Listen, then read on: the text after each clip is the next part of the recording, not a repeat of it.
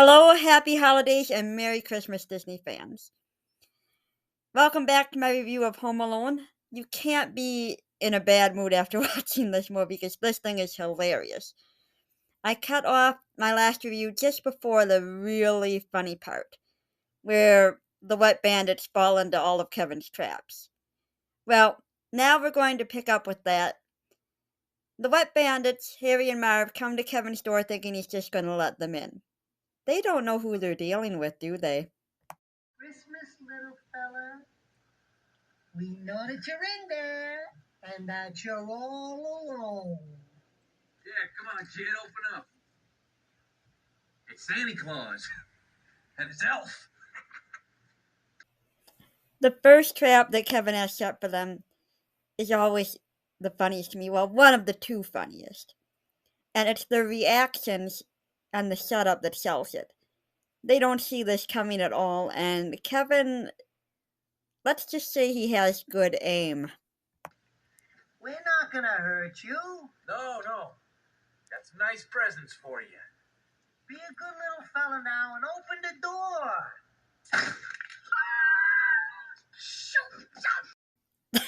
That reaction, that look on his face is priceless, and you know that's gotta hurt. Now, Marv, who obviously isn't too bright, well, neither of them are, but I mean, this is just the best.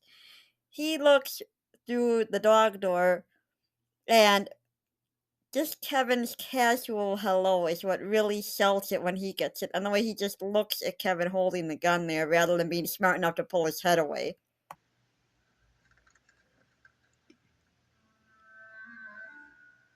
Hello. Although the traps are simple to start with, they're very effective.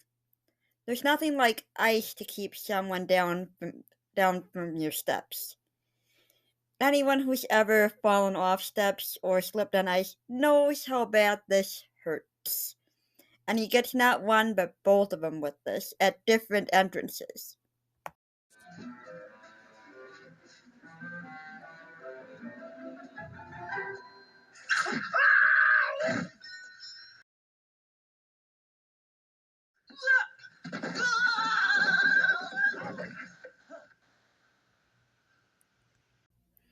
You know, when you watch this the first time, especially if you're a kid, you love it for the comedy, and of course it's hilarious. But after rewatching it, watching it with a critical eye for the review, it isn't just that it's hilarious. These guys were really good at performing what they did. The way they go down the stairs, the way it looks like they've been hurt, the movements they make when they land, the noises they make. It all works together perfectly to give the comedic effect of pain. And it's really amazing how the same accident, falling down the stairs, you could film that in a way that it came off as very serious. Or you can have it be absolutely side-splittingly hilarious. And it's all in the acting. And these guys do an amazing job at doing it in a way that's hilarious. The next trap that Kevin has waiting is in the basement, where Mario goes down there and he pulls a switch that he thinks is a light. No, it turns out to be attached to an iron. And what makes this hilarious is he just stands there watching it fall. It takes its time falling, building up to the moment of impact. He could just step to the side, but no. This guy's just too stupid to do that.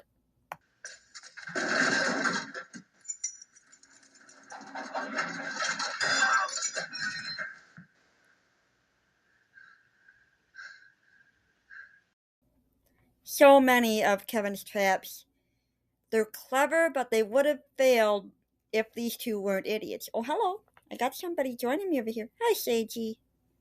Hi. You want to join Mama? Yeah? Little girl. Kitty here. Hi. Hi.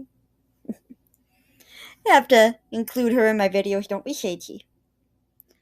Well, so many of these tricks that Kevin pulls would have failed if these two weren't complete morons. Or if they would have actually looked at what they were doing. The doorknob is clearly glowing red. Not a good sign. But Harry grabs onto it full strength, and he's gonna regret that. And it's extra funny because he just made it up those icy steps, and now he ends up back at the bottom again. You did right, pretty girl.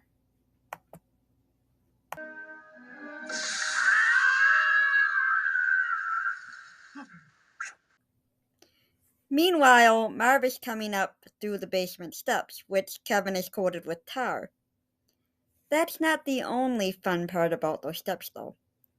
Hey Marv, here's a tip. Look down once in a while. It might be a little safer.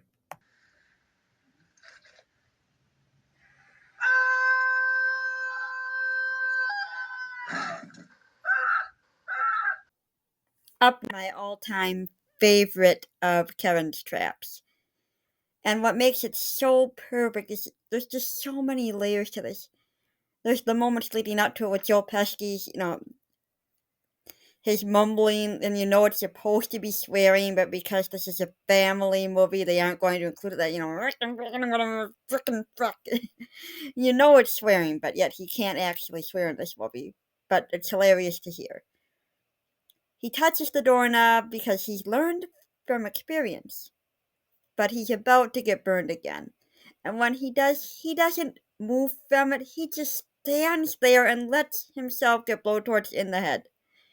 Isn't it natural instinct to move away from pain? Not with this moron.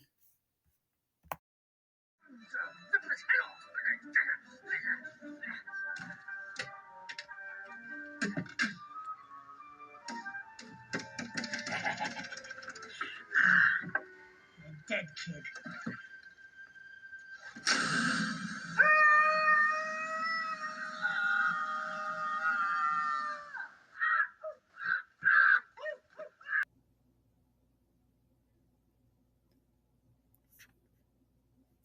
From the most painful of all of Kevin's traps comes what, on the surface level, would seem to be the least painful. As Harry advances into the house, he runs into what is almost a glorified April Fool's prank on the surface level, but think about this. He ends up with things stuck to his recently burnt flesh. That's gotta hurt more than this scene would let on.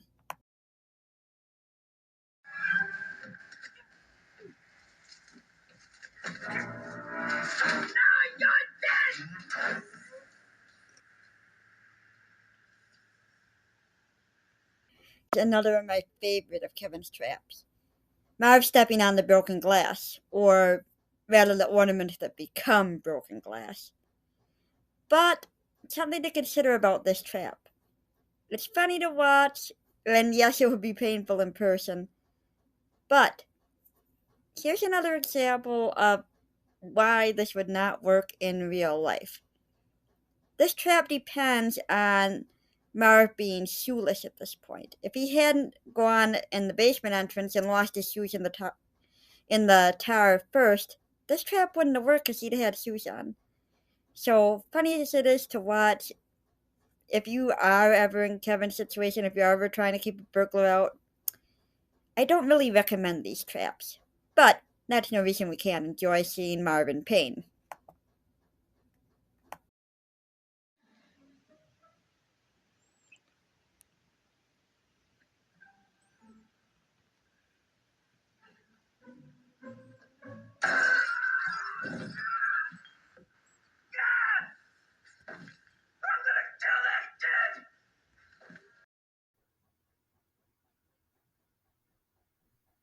Again, this is a look down at where you're going. If Marv had looked down, he would have seen the broken glass. And these two still have not learned their lesson, as we see when they try to chase Kevin up the stairs. You guys give up, or you're thirsty for more? Here's another great moment that everybody remembers from this movie. Some of the traps are a little bit more forgettable than others, like the fan and the feather trap, but everybody remembers the paint cans. And what makes this moment really funny for me is Marv just standing like, huh, what? The paint can comes direct into his face. I love that moment.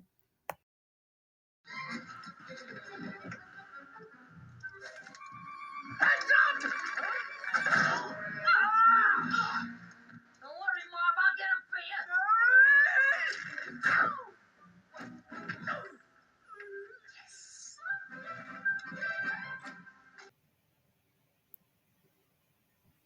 Dumb and Dumber, so they fall for Kevin's tripwire. However, Marv is lucky enough to grab him, and this is one of the cases where Kevin survives through sheer dumb luck.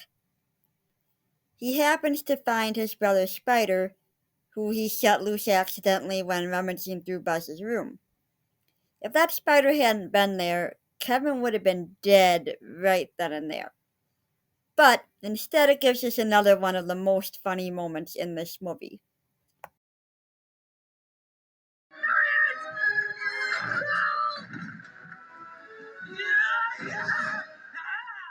got you! I got him, Harry! I got him! Harry, get up! Give me a hand! Ow! I got him! Harry, help me! Get up! I got him!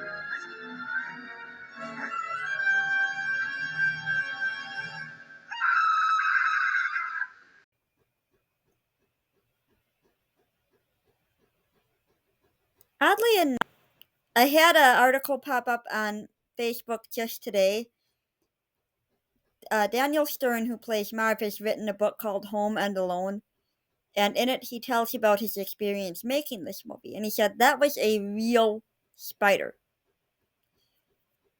I would not let a real spider crawl on me. So I give him major kudos as an actor. He said, he listened to everybody when they told him, okay, this is, what's going to happen. The spider's going to crawl on you. And he was oddly enough, he was fine with it. He's like, okay, whatever, spider's going to be on me. That's, part of the movie, fine.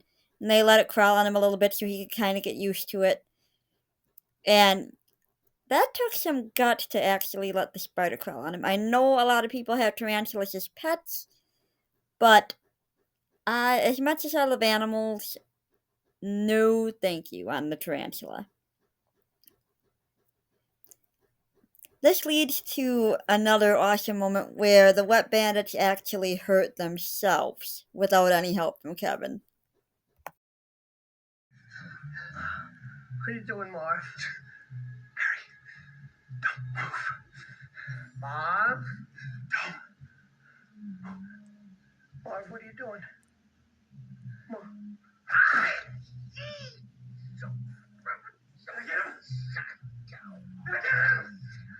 Where is it? Where is it? Never mind, I just get. How do you like it, huh? I can remember watching this movie with my grandpa and how hard he laughed at that moment. He he laughed till he just squeaked. It was just as funny to listen to him laugh as it was to watch the movie, and that was one of his favorite parts. Kevin has arranged a zip line to go from the main house to his treehouse, and of course the wet bandits try to follow him. Zip lining is not something I would consider to be safe as it is. I mean, I know a lot of people go for it, but it's not something I would try. I especially wouldn't try it when Kevin is at the other end of the zip line.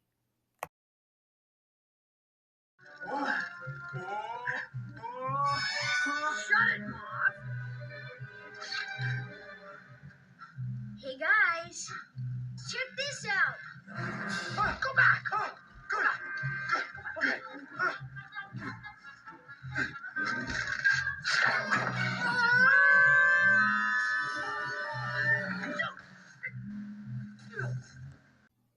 Like I said before, of course these traps are fun to watch, and of course these two are idiots, and a good deal of of Kevin's traps working relies on pure luck. In real life, not gonna work. And Kevin's luck almost runs out. To avoid them, instead of running back into his own house, he runs through the cellar into his neighbor's house. He's almost grabbed by the two bandits there. In fact, he is grabbed and he's almost killed. But luckily, the house he runs into is Mr. Marley's house. Nail through his foot. First thing I'm going to do is bite off every one of these little fingers, one at a time.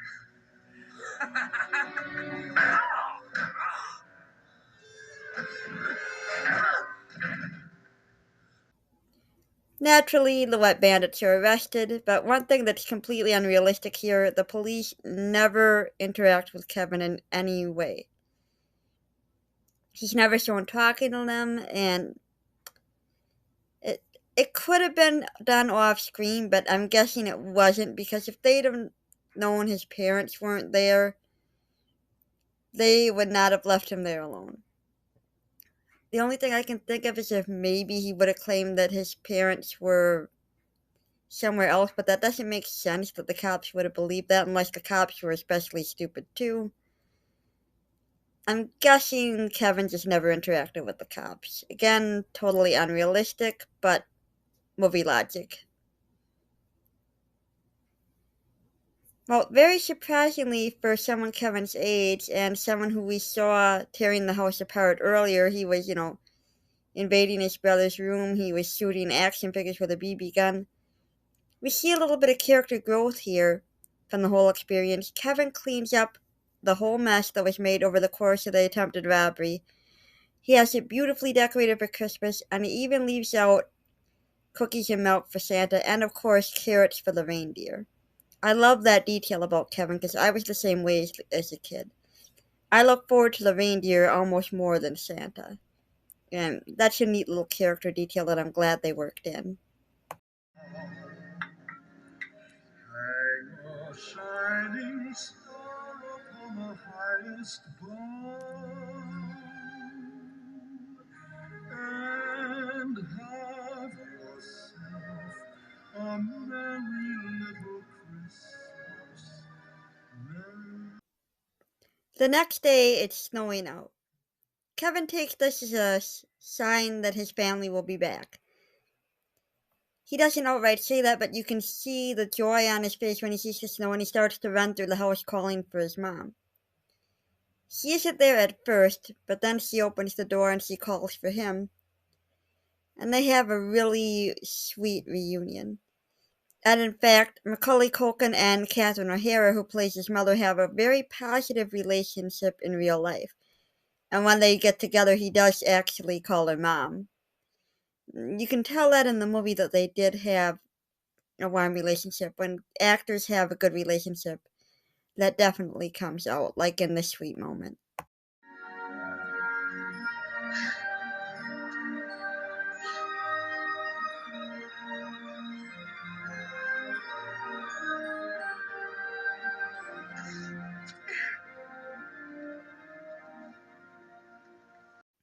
The rest of the family arrives just seconds later.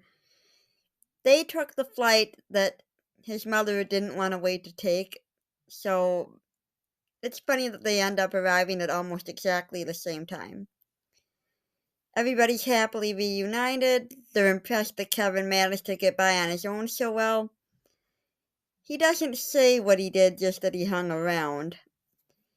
We see that Mr. Marley has been reunited with his family. And of course, we get this classic line at the end that gives us one last laugh. Kevin, what did you do to my room? I hope you enjoyed my thoughts on this wonderful holiday movie. It brings a laugh every time I watch it. I hope that you're all having a wonderful holiday season. Take care, and until next time, remember the magic.